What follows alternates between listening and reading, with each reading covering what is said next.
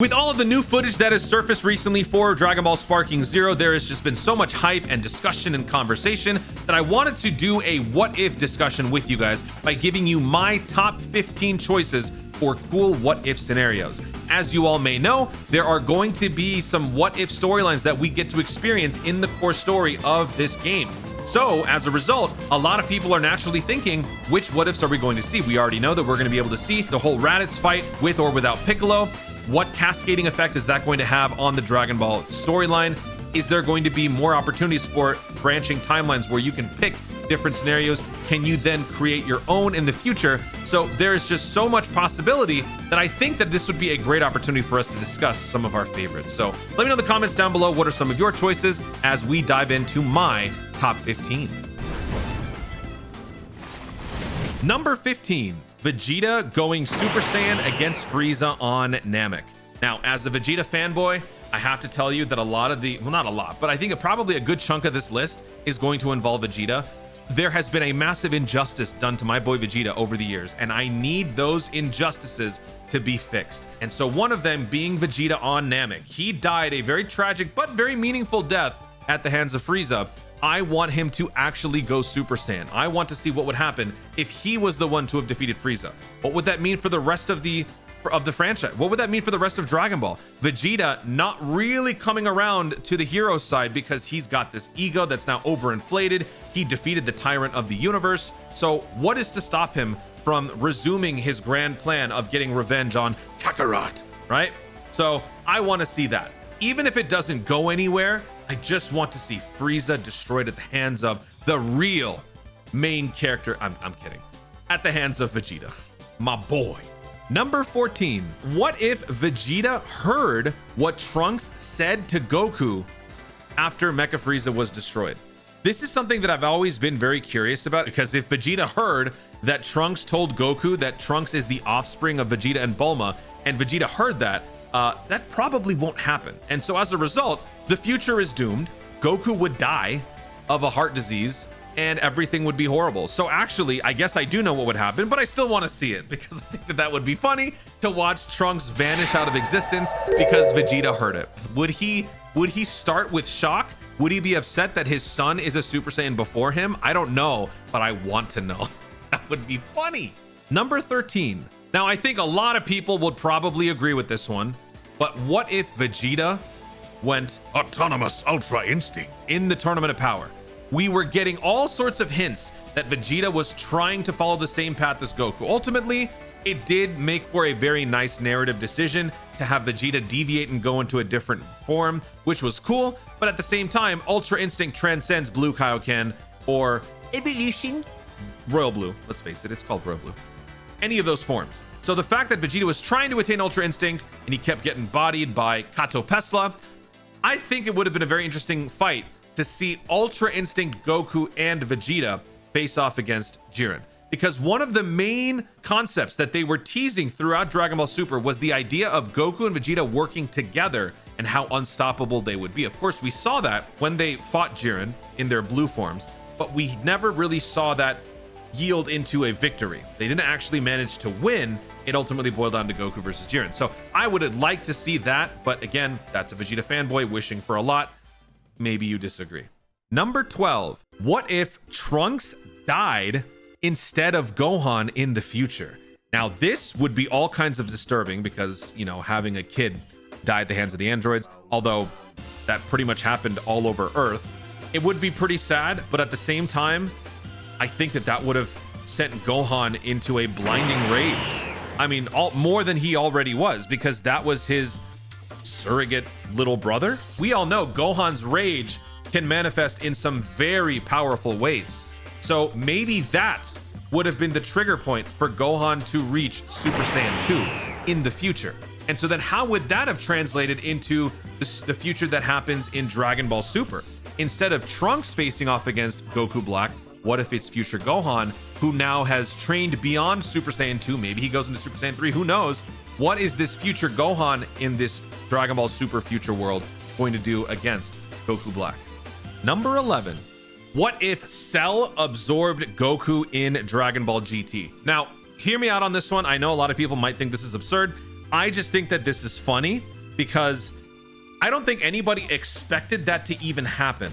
When Goku was in the underworld fighting Frieza and Cell, the fact that Cell could even extend his tail to the point where he could do that, number one, was insane. Number two, if he was going to absorb Goku from the get-go, why did he never try that before? So it just raised so many questions for me when I first saw that in GT that I just have to know. Now, GT kind of is one big what if anyway, since it's not exactly canon. But like I said, this is my list. These are the things that I want to see. And I want to see what would happen if Cell actually absorbed Goku. Maybe he gets a taste for, you know, absorbing actual powerful fighters. Maybe he absorbs Frieza at that point. Maybe we then see some of these weird and wacky Cell absorptions that we only saw a glimpse of in Budokai 1 when Cell absorbed Krillin, which, by the way, that would also be a killer what if. But that kind of speaks to what I'm saying. Like, what if Cell absorbed other beings besides Android 1718? And why was it 1718? Why not 16? Why not 21? Why not Android 13? What about 14 and 15? There are all sorts of androids. Why don't I just absorb all of them? Number 10. What if Buhan truly absorbed Vegeta? What possible force could stop Super Buu at that point? The only one that would come to mind would probably be Beerus. That would probably be the only option. But if the Kais are destroyed, well, then Beerus is destroyed. So, but before Beerus could even wake up and have anything to do with the Buhan fight, he would probably just vanish from existence because Supreme Kai would probably be killed. But I still want to see that. This doesn't really yield much in terms of a storyline. It would kind of be like in Budokai 1, after Frieza beats Goku and wishes for immortality, the what if scenario just ends happily ever after for Frieza. So it would probably be something like that for Buu, but I would love to see that. I think a lot of people were probably shocked when Vegeta was first absorbed. I don't think anybody was expecting Vegeta to have calculated that maneuver, because you don't know what's going to happen in the innards of Buu. You don't know that you're going to actually be fully protected when you go in there. For all we know, it's an instantaneous absorption. Number 9. Speaking of Buu, what if Majin Buu joined Universe 7 instead of Frieza? That was something that, I'm going to be honest, I was very disappointed. I did not want Frieza anywhere near the Tournament of Power because I was excited to see Shape Up Buu actually do something meaningful in the Tournament of Power.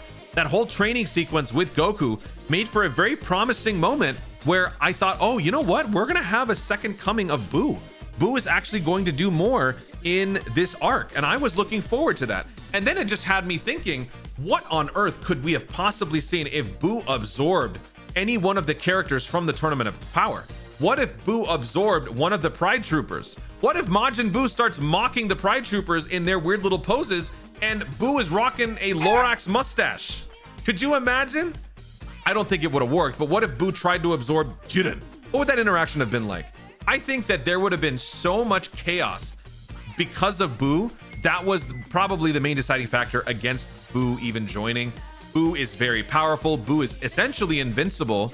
And unless they drop some Spirit Bomb caliber eviscerating technique, Buu is probably just going to keep coming back. So I think for the simplicity of the ring out in the Tournament of Power, I think they probably decided against it. But hey, this is what if, and it's my list. I want to see it. So make it happen. Number 8. Going all the way back to the Namek arc, there actually are a couple of things that I would have loved to see. For one, what would have happened if Captain Ginyu actually managed to swap with Vegeta after the failed swap with Goku, before he turned into a frog? What would that have meant for the Z Fighters? What would that have meant for all of history after that? Would Vegeta, with his new, with Ginyu controlling Vegeta, would that have resulted in a potential mutiny down the road with Frieza, or would the two of them have become the terrors of the universe? I think that would have been a fun, probably short-lived what if endpoint that I think would have been pretty cool to see. Number 7, speaking of the Ginyu Force, what if they were reformed after training with King Kai? Now this is kind of a hot take because I'm sure a lot of people might not even know what I'm talking about. It is considered a non-canon moment in the anime, where the Ginyu Force is actually on Otherworld, on King Kai's planet, training with King Kai. And where would Ginyu show up? I mean, he wasn't there. He's still a frog. It's my what if. We'll turn him back into a normal guy. I think that it would be pretty cool if they somehow got reformed, because King Kai did decide to bring them there to train, to use as training tools. I think that it would have been pretty cool to see if they were reformed. The absurdity of seeing a reformed Ginyu Force face off against Frieza, maybe in Resurrection F, or for a moment, or perhaps if the Ginyu Force somehow managed to face off with the Pride Troopers, having Universe 7's Justice Troop versus Universe 11's Justice Troop. I mean, the power level gap is absolutely absurd. So I don't know how this could conceivably work unless you juiced up the Ginyu Force to the point where they were also on par with Jiren. But hey, I mean, Android 17 was training with farm animals and he was able to take on Jiren one-on-one. So, I mean, stupider things have happened, right? Number 6. What if Gohan never stopped training after Cell? Gohan, being the most powerful fighter in the world after beating Cell at Super Saiyan 2 at the age of, what, 11? What if he never stopped training? Even Vegeta comments on this in the Majin Buu arc. He says, Gohan, you were the strongest fighter. Had you kept on with your training, this would not have been a problem for you, because we saw after all of that time that he was essentially domesticated. He went to high school, living his life. Coming back into fighting has always been kind of an issue for Gohan. And then the only way that they could, you know, conceivably power him up and make him relevant again is to give him the Elder Kai unlock potential or another explosion of anger and have him go Beast Gohan or things like that. So what if Gohan just kept on fighting and kept on training and carried on as the new Goku essentially of the world? That would have been a pretty cool thing to see, just to imagine how far he could have potentially gone, having a grasp over his now explosive anger manifesting into Super Saiyan 2. Could he have achieved Super Saiyan 3 organically on his own by the time Majin Buu emerged?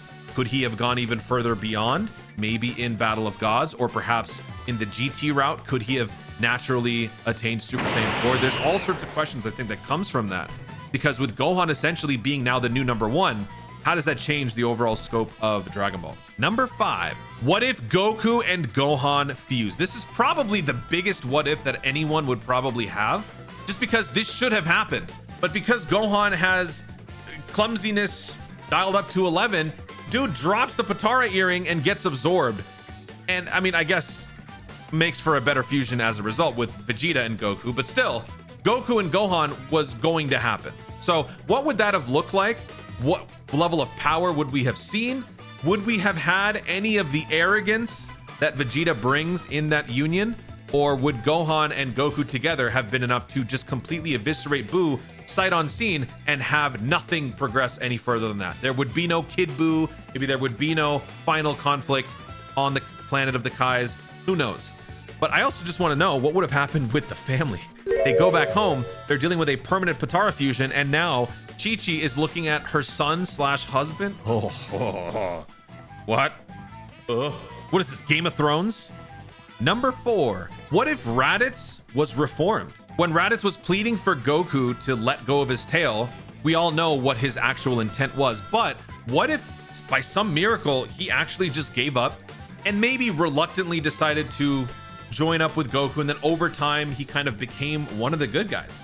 The main reason why I care about this is because Raditz is the introductory villain into Z, and then you never see him again. Even Nappa gets a return moment in Dragon Ball GT, which granted it wasn't very long, but we got to see Nappa come back. We never see Raditz ever come back. Actually, hold that thought. He did come back. You see him right there in the little corner? He's in the little corner right there. That's him. That's Raditz. That's it. Raditz. So just for the simple fact that I want more Raditz in my life, I would love to see that. I think someone has done a what if series with Raditz being reformed. I've never seen that, but actually might go check that out right now. Number 3. Now, most of my picks here have been Dragon Ball Super or Dragon Ball Z, so I would like to throw in one little what if scenario that actually goes back to Dragon Ball, and that is, what if Goku and Chi-Chi trained with Master Roshi instead of Krillin? What would the marriage of Goku and Chi-Chi been like if the two of them were fellow students under the Turtle Hermit? What if they were both as enthusiastic about fighting as one another, and there was never any of that internal conflict regarding Gohan and his studies, trying to make him more of a scholarly type person in his adult life? What if Goku and Chi-Chi both understood, hey, we got to train. Hey, we got to do this. Hey, we got to do that. We got to get stronger. I think that that would have been a very, very different Chi-Chi that we would have seen for all of Dragon Ball from that point onward. also would have probably resulted in Gohan being a lot stronger early on. So he would have had a lot more power to work with from the beginning. But then again, that could have also potentially maybe lessened the payoff of the explosions of anger moments. But in my opinion, I feel like that would have still been nice to see. I think Chi-Chi kind of gets a bad rap because Chi-Chi is kind of an obstacle in certain points. No, Gohan will not go here. No, Gohan will not go there. He must be, he's got to do his studies. He got to do that, which is, you know, of course, parents want their kids to study. But hey, it's Dragon Ball. There's nobody, we can't read. You can't read in Dragon Ball. The fans can't read, so why should the characters read? There's no reading, all right, Chi-Chi? So shut it. Just let Gohan train. Goten too. Actually, she did train Goten. That was adorable. Number 2, what if Goku ended up with Bulma? I think a lot of people probably think about this, but what if Goku and Bulma became an item? Now, I know in terms of like the circumstances of their first meeting, but then as they got older, you know, that became a ship that I think a lot of Dragon Ball fans probably thought about and maybe even were disappointed by not seeing that. So what would have happened if we had the scientist and the warrior, you know, marry? Chi-Chi's not a scientist. Bulma is very much the scientist. She's the tech head of the group. So what would that have done in terms of, well, first of all, the offspring? What would Trunks, would it even be Trunks? Would it be Gohunks? Would it be Gunks? Ugh. And what would have happened to Chi-Chi at that point? Maybe we can tether this into the Goku and Chi-Chi training under Roshi timeline. Maybe Goku and Chi-Chi became such good friends that they never saw each other as anything more than that. And so maybe as a result, Goku and Bulma end up together. They have kids. Chi-Chi, I don't know, ends up with Krillin or Vegeta. Could you imagine Vegeta and Chi-Chi fighting, arguing?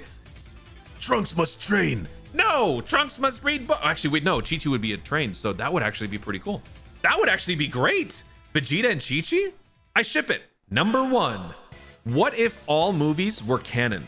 Now, this is kind of a vague what if, so allow me to elaborate a little bit, but basically, I would want to know how they could conceivably weave in all of these different movies and villains into the core timeline of Dragon Ball. I think we've seen glimpses of that throughout the various games. The one that comes to mind for me is Dragon Ball Z Budokai 3.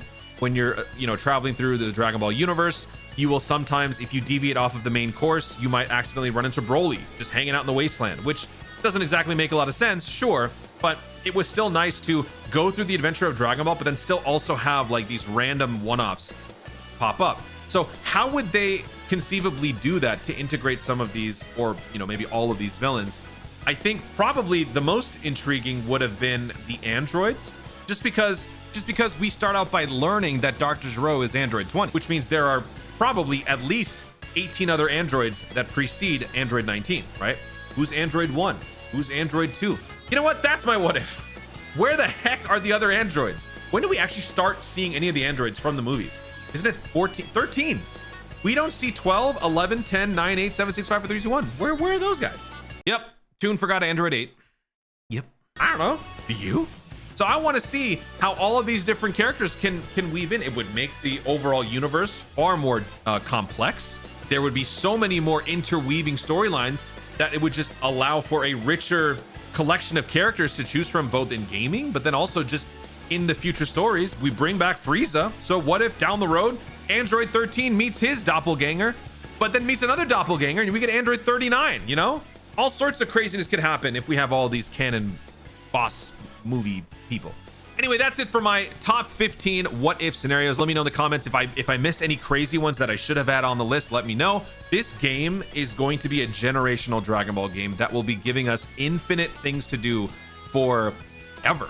There's just so much possibility with all of these unique interactions that we can create ourselves, share among fans. We have all of these what if scenarios that are going to be coming up. Are they going to further continue that by creating more what ifs based on enough traction gained by the fandom? I mean, the sky's the limit for this game and this franchise. So it's going to be something really special, and I can't wait to experience all this stuff with you guys. Thank you so much for watching. Stay tuned. If you hit that subscribe button, do it now. Do it.